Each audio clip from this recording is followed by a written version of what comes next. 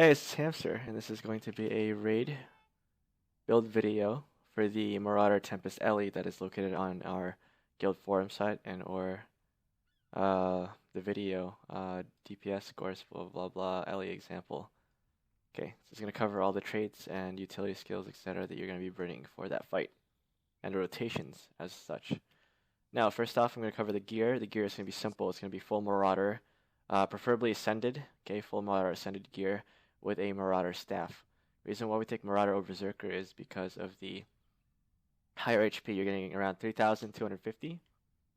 Okay, HP, so 3250 HP over the Berserker stat. And the only difference between this and the Berserker is around 9 to 10 crit damage and 70 power. Alright, this gear has superior HP, which you'll see here. I have a lot more HP than the average Ele, preventing me from getting one-shotted by a lot of attacks and stuff from the raid bosses, etc.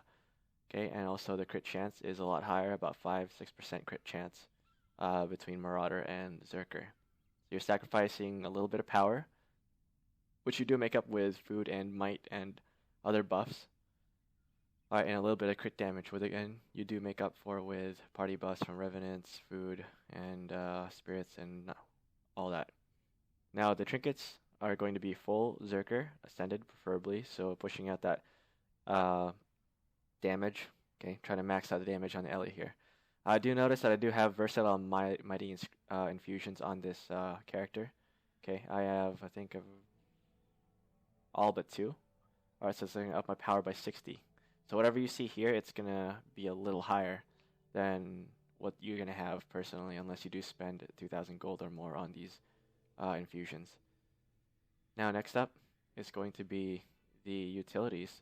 Okay, you're going to take Wash Pain Away for the heal, self-heal. Alright, with Permanent Alacrity, usually from the Mesmer, they're doing their job right.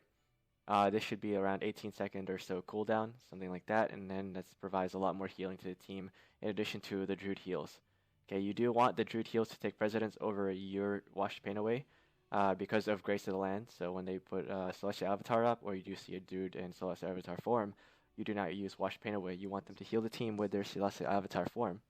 That way the team gets buffs, okay, plus 15% outgoing damage. After that, you can Wash Pain Away to your heart's content, usually around CC phases. Alright, so that's good, because that's where the Druid and or healer in your team could be a Auramancer Ele. Will have a little bit of trouble out healing, alright, a lot of the damage from that phase. Next utility skill is going to be Glyph of Storms. Alright, very important. You have this in your bar. A lot of damage, okay, a lot of other condition effects too. You can change this out later, maybe for a summon elemental or anything like that. I prefer you just take Glyph of Storms. It's a really nice 25 vuln capper when you start a fight. Just pop that and then your Overload Air. Alright, get immediately 25 almost within the first 3 or 4 seconds, 20-25 vulnerability on the boss. That way your team can hit the ground running with the DPS and sort of hit that max DPS threshold early on, instead of having to wait about 10 seconds or more for the Revan auto attacks and all the other vulnerability skills to hit the boss and charge the vulnerability up. Next utility skill is going to be Conjure Frostbow, very important utility. You can change it off for something else, maybe Lightning Hammer if you want to do more physical, up close and personal DPS. Lightning Hammer is still pretty strong. Alright, and all the other ones, like Glyph of Elemental Power for a couple burning once in a while, etc. But I would prefer a Ice Bow. It's really nice CC, alright. The Ice Bow 5, it hits 300 damage to break bars, bosses and or otherwise. Alright, 300 damage is quite a lot, especially on the Sab champions and the Veiled Guardian. Gorsable has around 4,500 HP on his break bar, so the 300 you do with this, and maybe an extra 300 from the Druid who picks up your bow, it's an extra 600, so that's basically about a fifth almost of his bar. So it helps a lot, okay, in addition to rep stabs and all that, NGs, like shoes, etc, etc. Alright, next up, the utility skill is almost always going to be in your bar. It's going to be Signet of Fire, improve your crit chance. So it's 180 precision. Okay, this build focuses a lot on maintaining 100% crit chance, not 92, not 93, not 95, not 88%. This is full on 100% crit chance with max settings and boosts. At least a warrior war banner or a warrior discipline banner. 100 crit chance is fairly good, all right, in long fights and all that, because the damage does add up. Crit damage versus a normal, just non-crit damage hit is a couple thousand damage difference, all right, and even 10% crit chance away from max. 1 out of 10 maybe of your meteors are not gonna hit. There's like 6,000 or so of damage gap for that, and it just adds up over time, and over, ultimately you're gonna lose a lot of damage, maybe 50, 100,000, 200,000 damage, etc., by not having max crit chance. All right. Now, next up is going to be your Glyph of Elementals. Very important utility too. A lot of Ellies don't take this. They usually take, you're going to see a lot of pugs take Rebound. All right, they think it's going to help the team. No, it does not. It does not really add damage to the team. It's a slight heal, yes, and maybe a preventative measure from a wipe, but with a good Druid and such, and team knowing the mechanics of the fight, you should not have anyone going down for the most part, in which renders Rebound obsolete and ineffective. You will lose a lot of DPS with that. Your Fire Elemental should be hitting quite a bit, around 4,000, 5,000 plus, all right, on your skill activation, all right, when you do activate it, etc. And its normal hits hit quite heavily too, so it's going to add on to your overall DPS. For the most part, it's a lot of damage uptime, all right, during the span of the raid fight. Now, next up is going to be your traits, okay? The three trait lines are going to be Fire, Air, and Tempest, obviously. Okay, for Fire, you know 1-1-1. So basically, Burning Precision, Pyromancer's Training, and also Persisting Flames. But caveat on that, you might want to do Conjure. All right, if you expect the Druid to know his stuff and or pick up your Ice Bows at some point. All right, Conjure is a pretty strong trait. It lets you do 30. Basically, you have 30 charges on your summon. Okay, so that's Lightning Hammer, 30 charges, so 30 strikes. A lot more powerful, right, than your average Lava Font auto attack, rotation, etc. And also your Ice Bow, very important with Ice Bow. If the Druid picks it up instead of their staff healing, which is pretty minuscule and very minor healing and damage, well, the damage is all right. The healing is pretty low. They will heal a lot more. The Druids should be healing around 1,000, 1,200, 1,300 per auto attack from that Ice Bow. That's completely going to top the healing that they are doing with their staff 1 autos and all that stuff. Okay, all they have to do is pick it up, auto attack about 10 times, etc. Fill up the HP bars. That's going to charge their Celestial Avatar form that much faster with a auto attack from Ice Bow compared to their staff 1, because the healing, any healing that you put out for allies will charge Celestial Avatar a little faster, all right, and it will give a lot more healing with Ice Bow. So that's very important too. Depends on what you want to set up for. A little bit of burning on crit, 33% chance every 5 seconds. Not a lot of damage, but it does add over time. Or you want more healing, or maybe you want to do a couple Ice Bow rotations. Not optimal, but again, all you really have to use Ice Bow for is use it. Ice Bow 5, Ice Bow 4, drop the bitch. All right, now that covers the Fire line. Going to Air. Okay, Air is obviously going to be Ferocious Winds. Precision affects your ferocity, so the more precision you have, the more ferocity you're going to get. All right. Average setup here is going to be 218-ish, so you're getting about an extra precision point from the extra ferocity point from the extra precision you get from the armor set, 5%. Now, Shocking Aura is the next one. Some allies will take Area Master Training or maybe Inscription. The best out of the 3 would be Shocking Aura. Okay, surround yourself with Shocking Aura. You want Disable Stun, blah, blah, blah. Knockdown. So basically, when you are knocked down or CC'd or anything like that.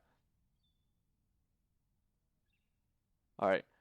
After that, Tempest Defense. For the most part, all right, damage increased. Okay, so deal more damage to stun or knock down foes. Usually the bosses in raids will have CC bars and you have to break them. All right. So when that happens, it occurs often enough, all right, during the fight, you will have a damage increase of 20% for the duration of the knockdown. So usually Gorseval is 4.5 seconds, 4 seconds of knockdown. So in those 4 seconds, you're doing 20% extra damage. All right, that helps a little bit, especially when you're hitting 12k meteor showers or anything close to that, 13k for you Zerker Ellies out there. All right.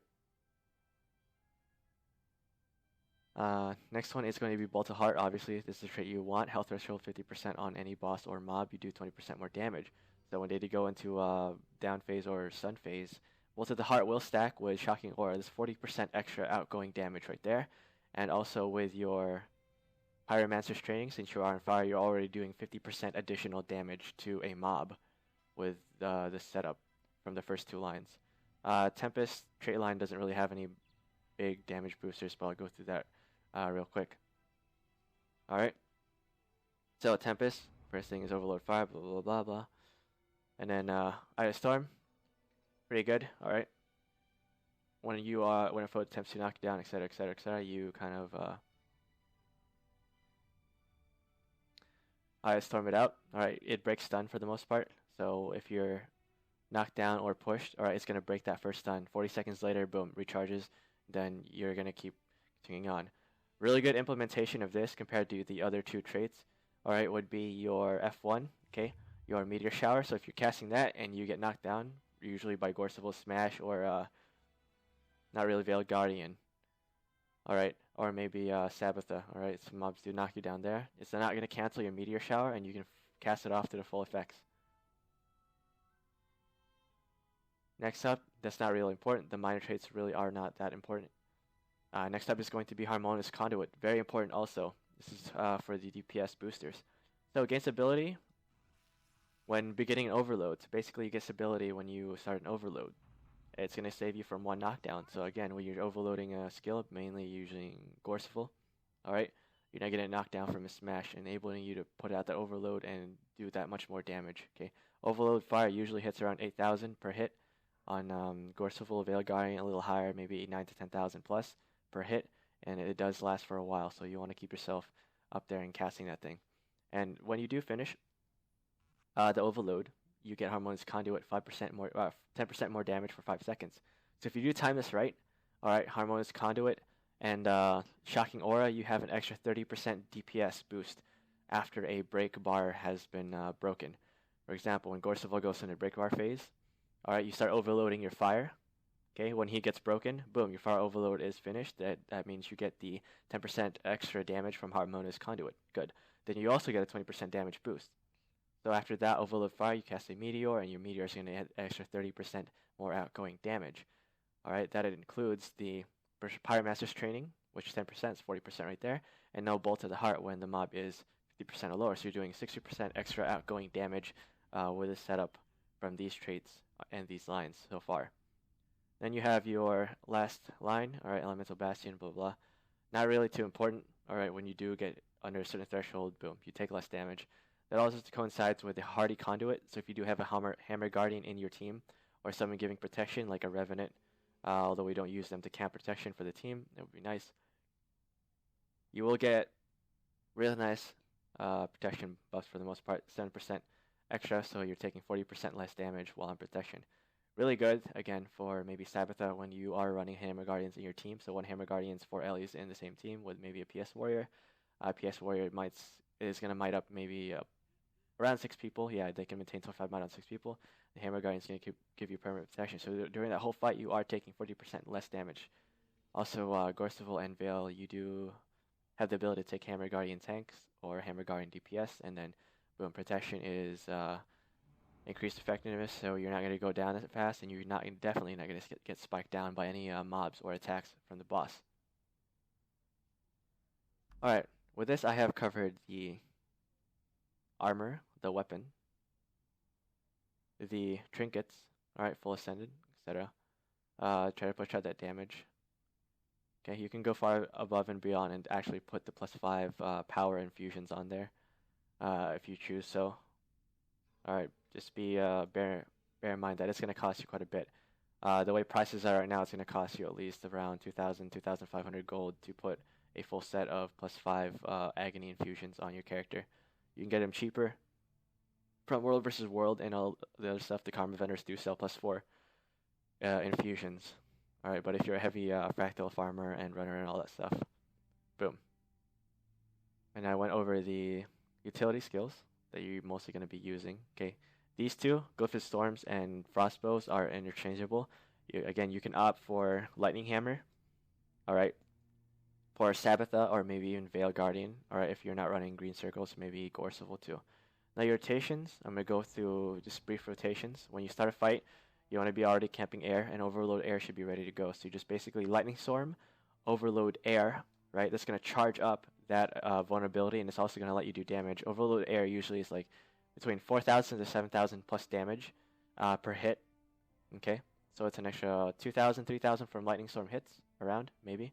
and then Overload Air is going to hit a lot more than that. After that, you switch to your Fire. Okay, and you start off with the Lava Font since your Overload Fire is still recharging. Lava Font, Meteor Shower, Lava Font again. Alright, get the Lava Font down the field, down range, because this is going to do way more damage than your Overload anyway over time. So, from Air to Fire, okay, start with Lava Font always, because you want that constant damage. Okay, and it's got quite a big area, radius 180. It's going to last 6 seconds, so it's a lot of damage too. So Lava Font and Meteor Shower, Lava Font again, then start overloading. After your Overload Fire has casted, you want to use another Lava Font. Okay, your goal is to basically put as many Lava Fonts as you can. So here's the rotation without quickness and or alacrity. I'm going to demonstrate it. Give me about 8 seconds. And for starting the fights, you want to save your either Glyph of Mantos when you do switch to Fire. So here we go. I'm going to jump down here. I'm going to do my rotation. So, boom. Walk up to the boss. Overload Air. Alright, switch to Fire immediately. Lava Font. Meteor Shower. Alright, as you can see, Lava Fonts recharge. Lava Font again. Overload Fire. That's a lot of AoE damage right there. And then Lava Font again. Boom. Then after that, Fire Elemental Summon. And pop the Fire Elemental 0 skill. Boom. You do a lot of damage, and bam. That is your starting rotation. It's going to do a shit ton of damage in a little bit of time. And after that, you can follow off with a lot of Lava Fonts, more Meteor Showers, some auto attacks, and then Conjure Frostbow right before the boss goes into Breakbar phase.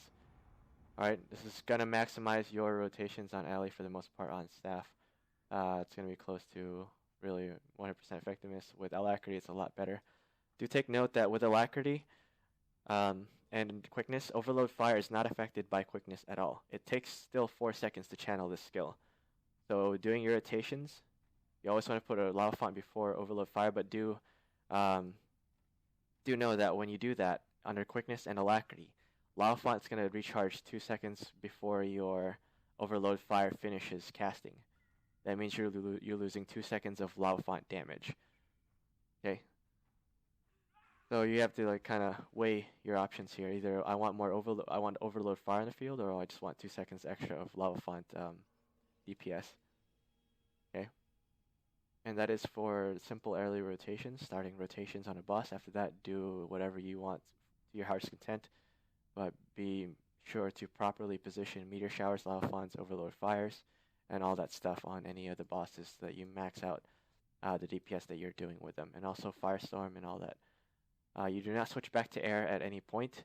Okay, after that first spam, all you do that, only reason you do that for is again to cap Vuln early in the fight, so that your team does a really nice just hit the ground running kind of deal with DPS.